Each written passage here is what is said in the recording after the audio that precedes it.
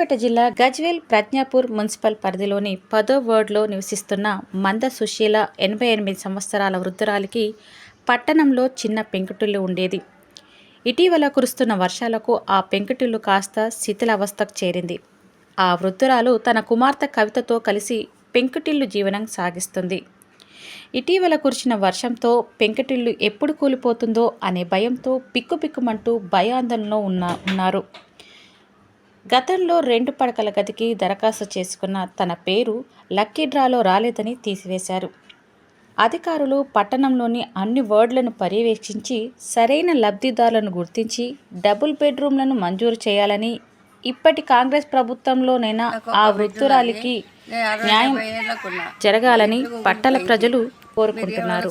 దాతలు ఎవరైనా ముందుకు వచ్చి తమకు తోచిన సహాయం చేసి ఆదుకోవాలని ప్రార్థించారు.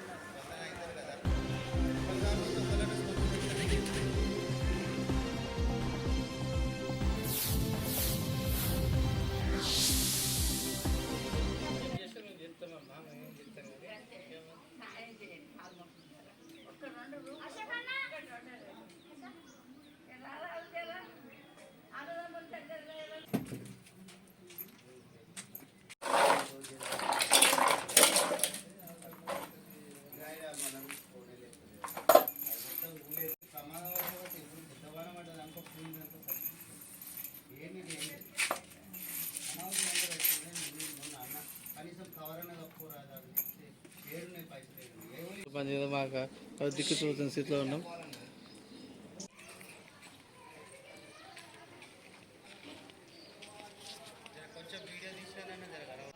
కవిత 10వ వార్డులో ఉంటున్నాము. గజ్వేల్ దీనస్థితిలో ఉంటున్నాము. గత 30 సంవత్సరాలుగా మా ఇల్లు మొత్తం కూలిపోయింది. ఎవరైనా దయదాతలు ఉంటే హెల్ప్ చేయగలరని కోరుతున్నాము.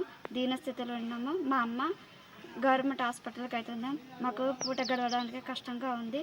దయచేసి మాకు సహకరించగలరని సార్లను ఎవరైనా దాతలు ఉంటే సహాయమని కోరుతున్నాను. ఒంటరి మహిళను. మా అమ్మ 88 సంవత్సరాలు ఉంది. దేవుని మీద కళ్యాణం అయింది. నాకు జీవనోపాధి కూడా ఏమీ లేదు.